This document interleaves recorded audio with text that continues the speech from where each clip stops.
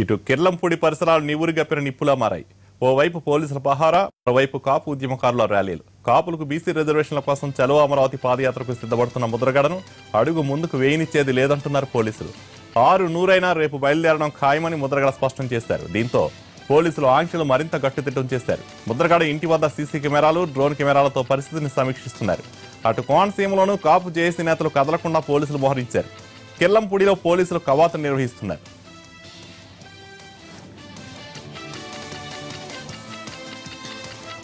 కిర్లంపూడిని పూర్తిగా తమ అధీనంలోకి తీసుకున్నారు పోలీసులు. గ్రామంలో వీధిన పోలీసుల కవాతుతో దద్దరిల్లుతోంది. ఇతర ప్రాంతాల నుంచి గ్రామంలో కొత్త వారు రాకుండా అడ్డుకుంటున్నారు. ఇప్పటికే గ్రామంలో ఉన్న కొత్త వారిపై ముందస్తు బైండ్ ఓవర్ కేసులు నమోదు చేశారు.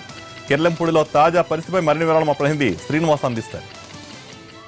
ముద్రగడ పాదయాత్రకు మరో కొద్ది గంటలు మాత్రమే ప్రారంభం కానున్నది. అయితే దీంతో కిర్లంపూడిలో చూసినట్లయితే ఉత్కంఠ పరిస్థితులు నెలకొంటున్నాయి. మొత్తం అంతా కూడా పోలీస్ బెటాలియన్తో పాటు ఈ పారామిలిటరీ దళాలు కూడా అన్నిటి కూడా ఇక్కడ సిద్ధంగా ఉన్నాయి. వీళ్ళందరూ కూడా కవాత్ నిర్వహిస్తూ కిర్లంపూడి గ్రామంలో కూడా అన్ని గ్రామాల్లో కూడా వీళ్ళు తిరగడం జరుగుతున్నది. ఎవరు కూడా ప్రజలు 144 సెక్షన్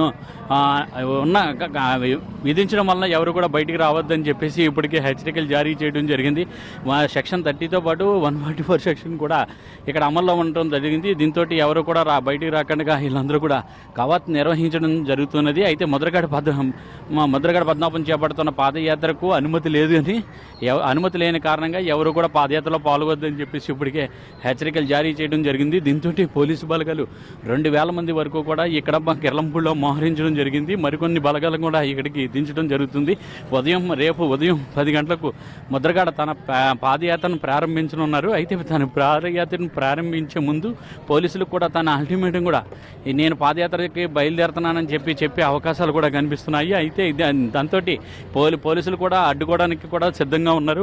2000 మంది పోలీసులతోటి ఇక్కడ భారీ ఎత్తున పోలీసు బలగాలను ఏర్పాటు చేసి కిర్లంపూడి గ్రామంలోకి ఇతర ప్రాంతాల నుంచి ఎవరు కూడా రాకుండా ఇప్పటికే చెక్ పోస్టులను ఏర్పాటు చేసి అక్కడంతా కూడా తనిఖీలు చేయడం జరుగుతున్నది. ఎవరైనా గ్రామంలో ప్రవేశించాలంటే గుర్తింపు కార్డు తప్పనిసరిగా ఉండాలని చెప్పేసి ఇప్పటికే పోలీసులు హెచ్చరికలు జారీ చేయడం జరిగింది. గుర్తింపు కార్డు ఉన్నవారిని మాత్రమే కేవలం గ్రామంలోకి అనుమతించడం జరుగుతున్నది. మిగతా వాళ్ళని ఎవరిని కూడా గ్రామంలోకి పంపించడం జరగలేదు. గ్రామంలోని కిర్లంపూడిలోని ముద్రగడ ఇంటి దగ్గర నుంచి చూసినట్లయితే ప్రతి గ్రామం అంతా కూడా మొత్తం ఈ కవాతు నిర్వహిస్తూ పోలీస్ స్టేషన్ వరకు కూడా గ్రామంలోని వీధిన కూడా ఈ పోలీస్ కవాతులు నిర్వహించడం జరుగుతుంది. పోలీసులు బూటి చొప్పట్లతోటి ఇక్కడ అంతా కూడా ఇంకా ప్రజలు కూడా చాలా భయభ్రాంతులకు గురి కావడం జరుగుతున్నది. ఎవరు కూడా ఎక్కడైనా సరే ఇతర ప్రాంతాల నుంచి వచ్చిన వాళ్ళకి కూడా ఇక్కడ ఆశ్రయం కల్పించవద్దని చెప్పి ఇప్పటికే హెచ్చరికలు జారీ చేశారు. అలాగే ప్రజలు కూడా అప్రమత్తంగా ఉండాలని చెప్పేసి ఎవరు కూడా 144 సెక్షన్ ఉన్న కారణంగా ఎవరు గుంపులుగా ఎవరు కూడా ఎక్కడా కూడా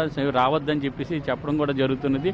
అయితే ఒకవేళ ఏమైనా పోలీసు నిబంధనలను అతిక్రమించినట్లయితే వాళ్ళ మీద కఠినంగా చర్యలు తీసుకుంటామని చెప్పేసి ఇప్పటికే హెచ్చరికలు జారీ చేస్తుంది. దీంతో ఒక భయానక వాతావరణం నెలకొంటుంది. ఇంకా కొద్ది గంటల్లోనే అంటే రేపు ఉదయం 9 గంటలకే ఈ ముద్రగడ తన పాదయాత్రను ప్రారంభించనున్నారు.